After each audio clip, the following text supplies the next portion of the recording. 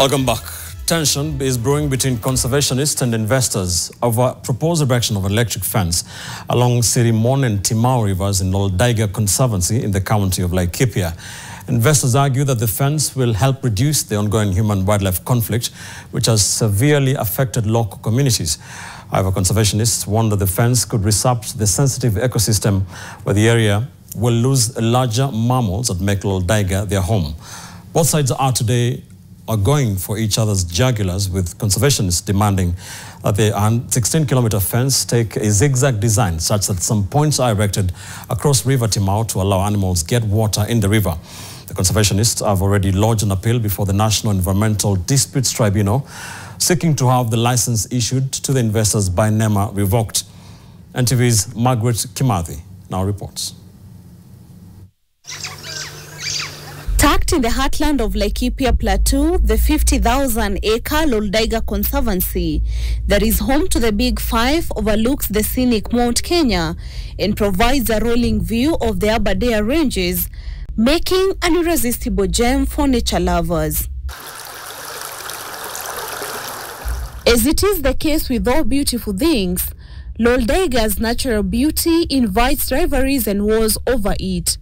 The group of 7 settlers and self-declared conservationists calling itself Lolldaiga Southern Borderland Owners has crossed swords with a team of investors operating under the name Lolldaiga Valley Conservancy, representing a set of entities now seeking to erect an electric fence along rivers Timau and Sirimon and invest in the southern part of the ranch that borders farmlands.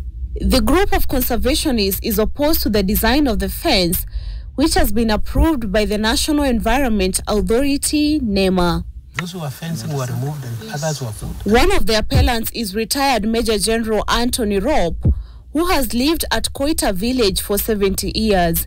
He has teamed up with the petitioners in lodging an appeal at the Environmental Dispute Tribunal. He says their concern is preservation of rivers draining into River Ewasonyiro. We'd like to preserve this river, River Timau. River Timau and River Engaro Narok are the sources of the waters to the Waso which drains into the Lorien Swamp. So we want to protect this river. Behind me you can see a natural forest which has not been touched. When I was born here in 1954, that forest was the way it is now, the way you see it. There you can see the red cedar, Mitarakwa. The former senior military officer who now serves in the board of Ewasonyiro North Development Authority says members of his group, the 10 appellants, have come up with an ecosystem conservation plan to be applied by all the people living next to the riparian so as to protect the river's ecosystem, including wildlife. We would like to discourage the farmers to conform to the environmental requirements of the country, which is, I think, is 15 meters from the river, both sides, to the north and to the south. We want that to be maintained. We have a lady called Hinda.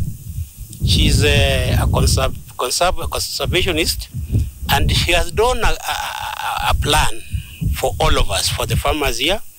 The settlers are demanding that the 16-kilometer fence take a zigzag design such that some points are erected across River Timau.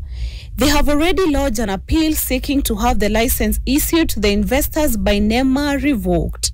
We construct the fence where it crosses to the south, let it cross.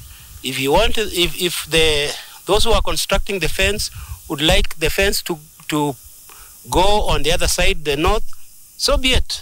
We are for that. But we protect the animals. We protect the river. In the suit before the National Environmental Disputes Tribunal, fronted by 10 petitioners, the Lolldaiga Southern Borderland Owners Group, retired Major General Anthony Rope, Adil Ivan, Karo Mohia, Ashmida Kayar, Thomas Donald White, Dr. Hilde Van Louis, Abdi Dara, Nicholas Sadron, and Susan Weeks. The petitioners have sued NEMA, Lolldaiga, saying it will end a perennial human-wildlife conflict. But a group of foreign investors living across argue that the fence will completely lock out wildlife from accessing water in these rivers. Kuna fence tunajengewa na ndio hii, lakini kuna wasugu wanakuja kupiga hii fence, lakini wako na lengo tusubuliwe na madofu ndio tuwauzie masaba yetu. Tunaona ndio wanataka, kwa sababu wanasema dofu isivugwe, dofu ipewe uhuru ya kutembea. Kwa hivyo tukanyagie mali yetu.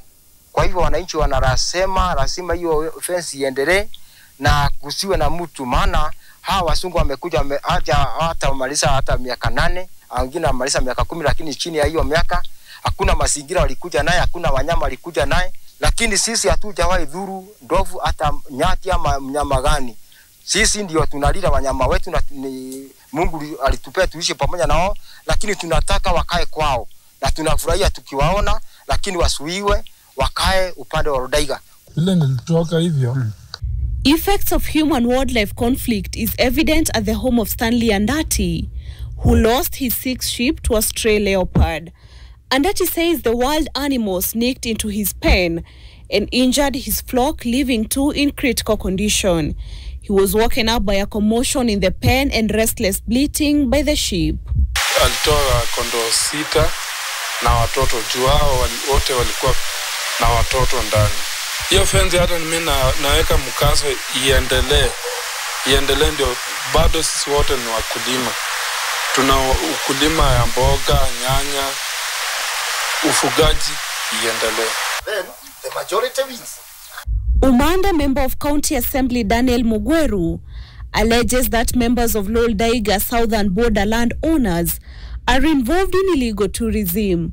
They now want relevant authorities to probe the claims, pointing out that the alleged illegal tourism operators want the fence constructed in a way that would allow wild animals to stray out of Lolldaiga Conservancy into their areas of settlement. They are doing tourism there.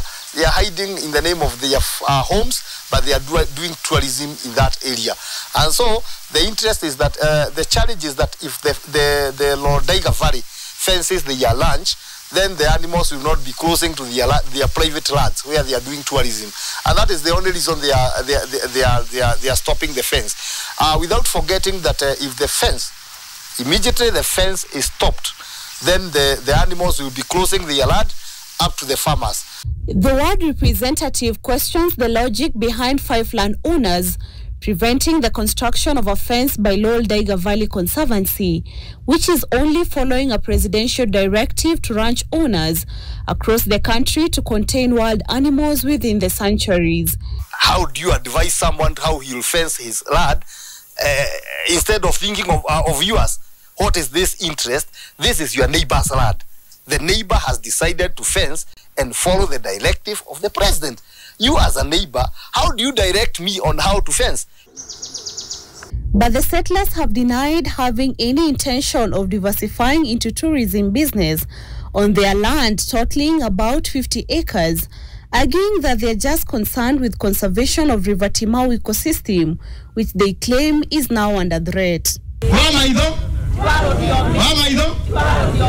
A public participation exercise led by Laikipia East Member of Parliament Mwangi Kionjori was held in response to the public outcry by the people of Nginyi village over wildlife invasion and unhealthy relationship between them and the settlers.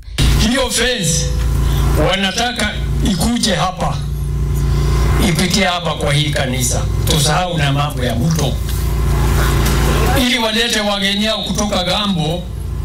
Kima lodge imejengwa hapa, wajifaidishe na hiyo wazungu wale watakuja kama wageni yao walipwe. Sisi tunataka chakula yetu, hatutaki msaada. Ama mnataka? Kwa sababu yako usiyotoa kwa store uwezi shiba. Uwezi. Kwa hivyo sisi haja yetu hatuna vita.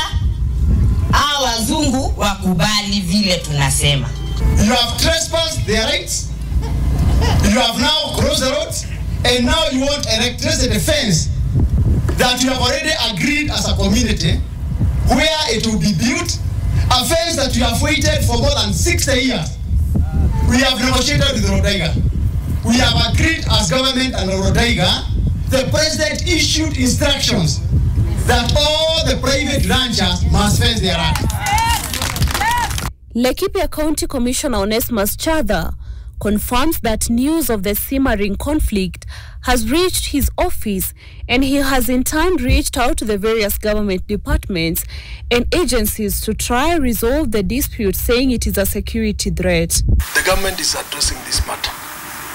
We have already formed a multi-agency team in order to look at the issues that are being contested, which entails the issue of the fence, the issue of the opening of the access roads, and also the riparian land.